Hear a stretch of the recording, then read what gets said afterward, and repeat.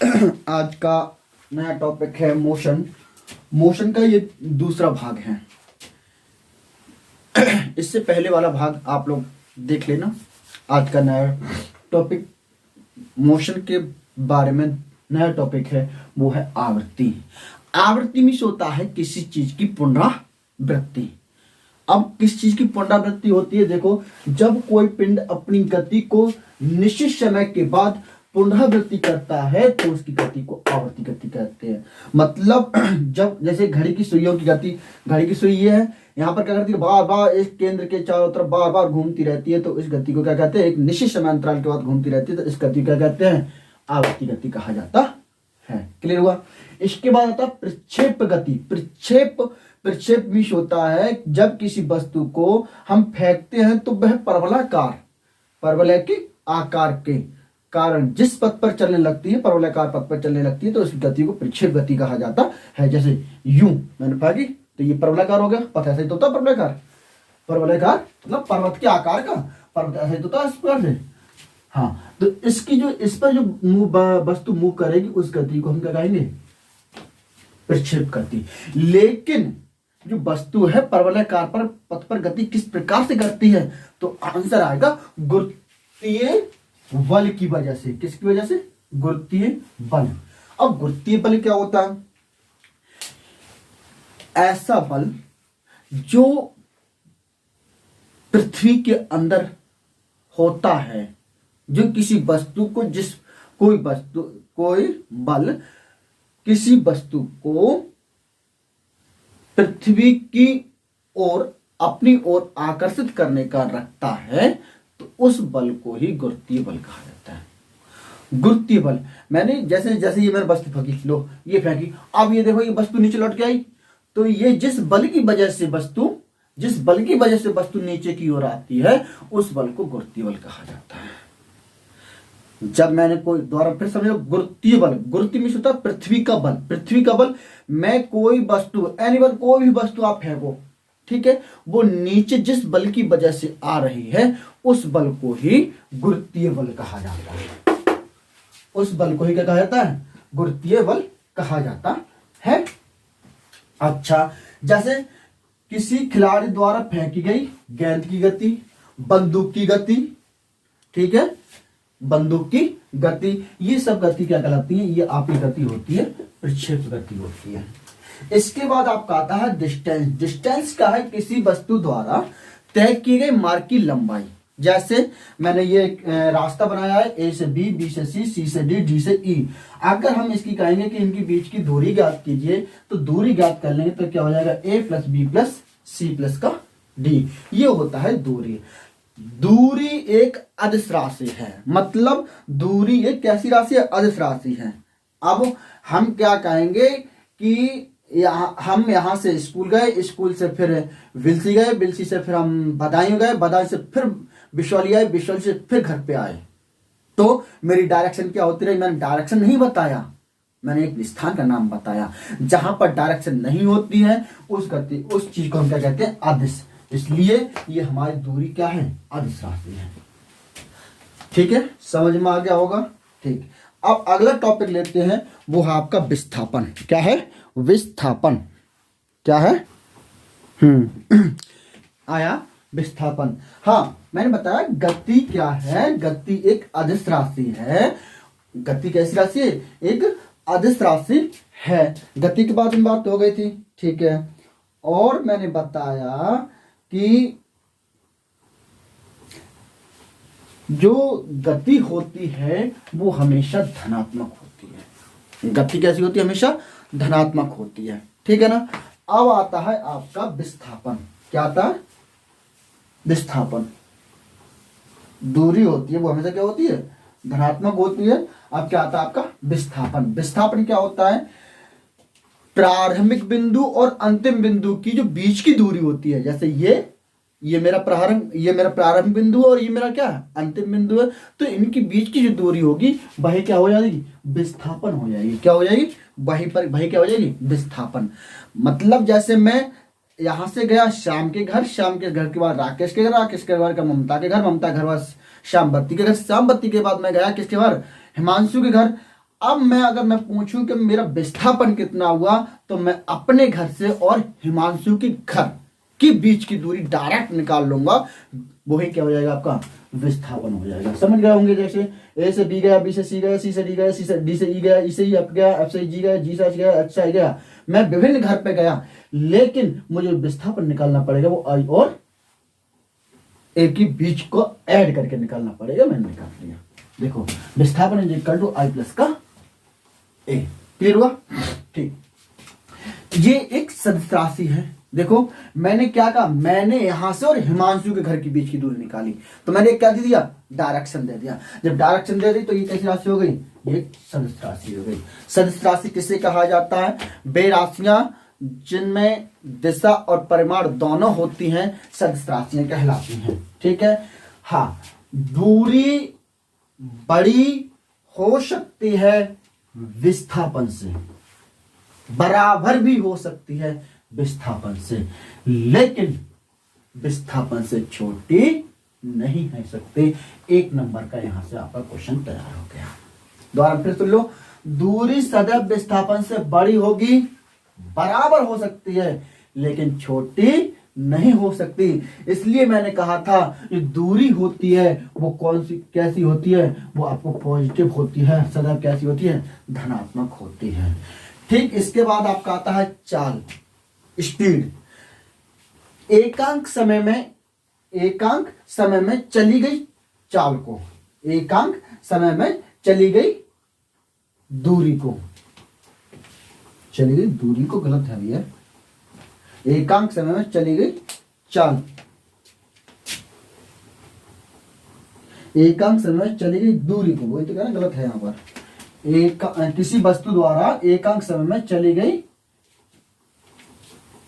दूरी को चाल, सही तो है, चाल कहा जाता है, चाल कहलाती है। चाल बराबर क्या होता है, दूरी बटे समय। अब दूरी बटे समय। अब ये देखो दूरी कैसी राशि है, दूरी एक अदिश राशि है। जब दूरी एक अदिश राशि है तो चाल भी आपका कैसी हो गई, अदिश राशि हो गई। कंफर्म हुआ ना? दूरी अदिश राशि तो चाल भी कैसी, अदिश राशि।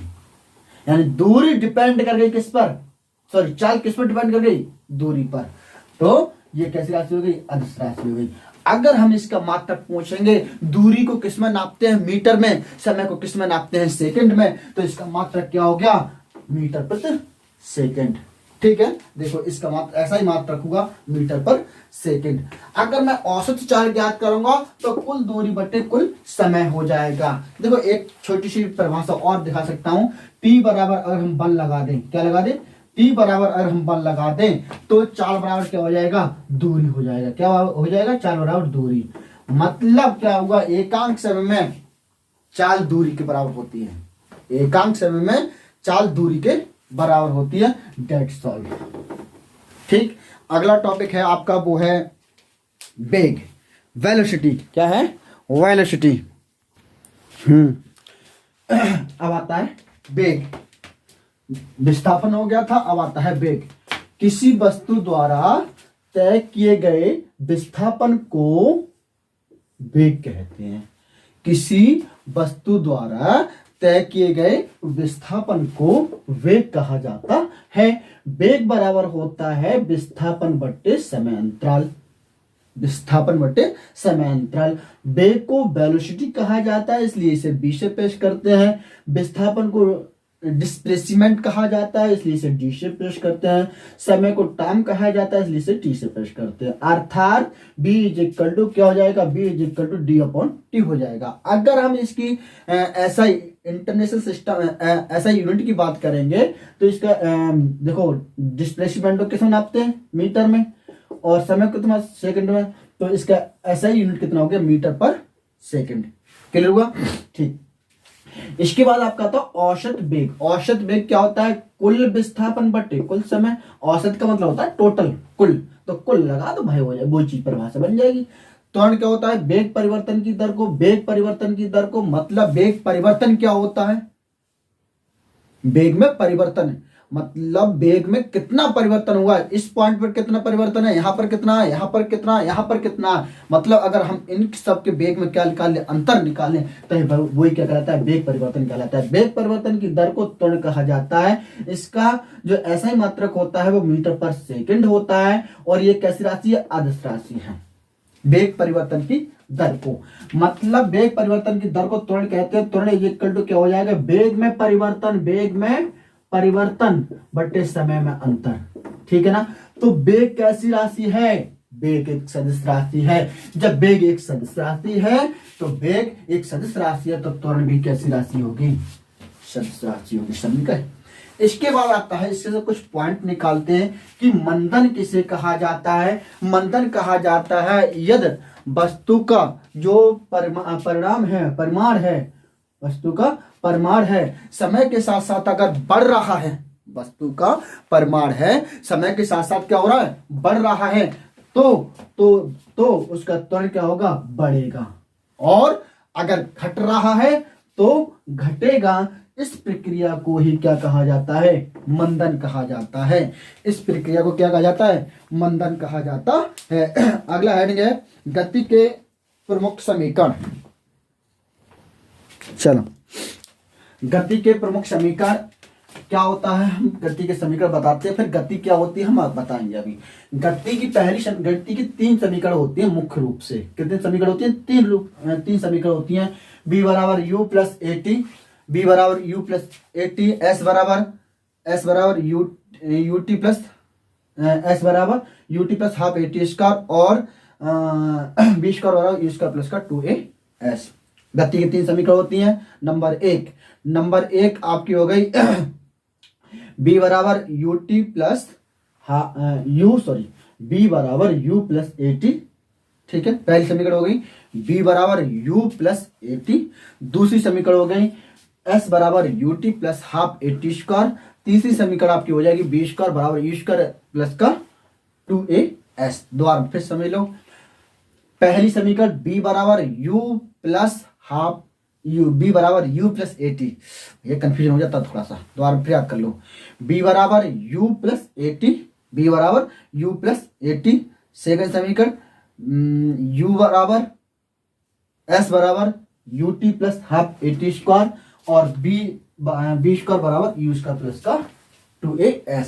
यहाँ पर बी क्या है, अंतिम वेग, यू क्या है, प्रारंभिक वेग, ए क्या है, त्वरण, टी क्या है, समय है, ठीक है। अब यहाँ पर यू वही रह गया अंतिम वेग, प्रारंभिक वेग, टी समय हो गया, ए त्वरण हो गया, ठीक है। यहाँ पर एस विस्थापन हो गया, बी प्रारंभिक वेग हो गया, यू अंतिम वेग हो गया, ए त्वरण हो गया, एस विस्थापन हो गया, ठीक है। अगर हम n सेकंड में अगर बात करें कि कोई वस्तु है n सेकंड में कुछ दूरी तय करती है, तो उसे हम डिस्प्लेसमेंट Sn कहा जाता है। Sn बराबर हम कहेंगे u प्लस का half a bracket 2n minus का 1 होती है। अब बात करते हैं गति के नियम। गति के नियम, ये नियम न्यूटन ने दिए थे। न्यूटन ने गति के 3 भौतिक नियम दिए थे। नंबर 1 जो चिरसम्मत यांत्रिकी के आधार पर है। जो नियम किस पर आधारित है, अगर कहेंगे न्यूटन के नियम किस पर आधारित है, तो कुछ आपका आंसर आएगा चिरसम्मत नियम पर आधारित है। न्यूटन के नियम किस पर आधारित है, चिरसम्मत नियम के आधार पर है। न्यूटन के जो नियम है किस पर आधारित है, चिरसम्मत यांत्रिकी के आधार पर है। कौन से, गति का नियम, ठीक है। गति का नियम किसने दिया, न्यूटन ने। न्यूटन के नियम किस यांत्रिकी पर आधारित है, तो चिरसम्मत यांत्रिकी का आधार पर है। यदि यह नियम किसी वस्तु पर लगने वाले बल और उससे उत्पन्न वस्तु की गति के बीच में संबंध रखता है। मतलब ये वस्तु पर लगने वाला बल और गति के बीच में क्या रखता है, रिलेशन रखता है। और 1687 ईस्वी में पुस्तक प्रिंसिपिया में ये सब कुछ कहा गया है, ठीक है, ठीक। इसके बाद आता है न्यूटन का प्रथम नियम कह सकते हैं या गति का पहला नियम कह सकते हैं। प्रथम नियम क्या होता है गति का, जिसे जड़त्व का नियम भी कहा जाता है। जड़त्व भी होता है जमना, जैसे दारू पी लिया, दारू पी लिया हमने, अब दारू में क्या होगा, अगर हमने किसी को गाली देना शुरू कर दी तो गाली ही देते रहेंगे जब तक उनकी उतरेगी ना तब तक। और अगर हमने सोना शुरू कर दिया तो सोते रहेंगे कब तक, जब तक हमारी दारू का नशा नहीं उतरेगा। मतलब क्या है, यदि कोई वस्तु जो कार्य कर रही है वो करती रहेगी और शांत है तो शांत रहेगी, जब तक उसे प्रेरित नहीं किया जाएगा। प्रेरित मीन्स होता है जब तक उस पर कोई बाह्य बल नहीं लगाया जाएगा। तो इसी कंडीशन को तो हम कहते हैं जड़त्व का नियम। देखो, जब कोई वस्तु ब्रह्मावस्था में है तो वह ब्रह्मावस्था में ही पड़ी रहेगी, और गतिमान अवस्था में है, मूविंग कर रही है, तो वह गतिमान अवस्था में रहेगी जब तक कि उस पर कोई बाह्य बल ना लगाया जाए। ठीक है, इस नियम को ही जड़त्व का नियम कहा जाता है। इसके बाद आता है गति का द्वितीय नियम।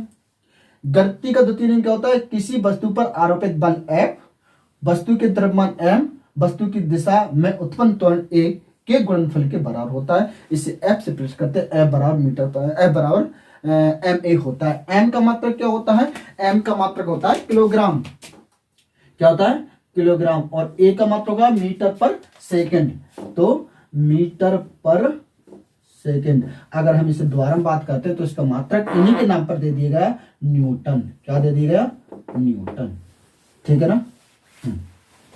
अब आता है आपका जो टॉपिक है वो है तृतीय नियम। किस बात पर निर्भर करेंगे आप, तृतीय नियम। ठीक, तृतीय नियम को क्रिया प्रतिक्रिया का नियम कहा जाता है। क्वेश्चन इस प्रकार से भी आ सकता है कि प्रथम नियम को क्या कहा जाता है, तो जड़त्व का नियम कहा जाता है। द्वितीय नियम का F बराबर ma होता है। तृतीय नियम होता है क्रिया प्रतिक्रिया का नियम होता है। क्रिया प्रतिक्रिया का नियम होता है। क्रिया सदैव बराबर एवं विपरीत प्रतिक्रिया, क्रिया की हमेशा क्या होती है, सदैव प्रतिक्रिया होती है। जैसे मैं इस पर फोर्स लगा रहा हूं, ये वाला मेरा हाथ इस पर फोर्स लगा रहा है, ये वाला मेरा हाथ इस पर फोर्स लगा रहा है, ये क्या है, एक दूसरे की विपरीत प्रक्रिया हो गई। ठीक है, जैसे जब आप नाव में से उतरते हो तो नाव का पीछे हट जाना, या मोटरसाइकिल चला रहे हो, मोटरसाइकिल ब्रेक लगाने के बाद मोटरसाइकिल के आगे की ओर झुक जाना। ठीक है, या बंदूक से निकलती, जब बंदूक को चलाते हो तो उसके बाद बंदूक को पीछे हटना, या खिलाड़ी द्वारा पकड़ी हुई कैच को हाथों को नीचे करना, ये सब क्या कहलाती हैं, ये क्रिया के प्रतिक्रिया का नियम है। तृतीय नियम कहा जाता है, जिसे न्यूटन का तृतीय नियम कहा जाता है। गति का भी तृतीय नियम कह सकते हैं, गति का तृतीय नियम भी कहा जाता है। सबसे पहले न्यूटन ने, इन्होंने अपनी ग्रंथ फ्लास्की नेचुरलिस प्रिंसिपिया मैथमेटिका सन 1687 ईस्वी में संकलित किया था। हमारा भाई हमसे जुड़ने के लिए आप लोग हमारा व्हाट्सएप नंबर 9412476889 पर संपर्क कर लें। हम आपको अपने ग्रुप में ऐड कर लेंगे, जिससे कि जो हमारी वीडियो होगी वो आप लोगों तक शीघ्र ही पहुंच जाएगी।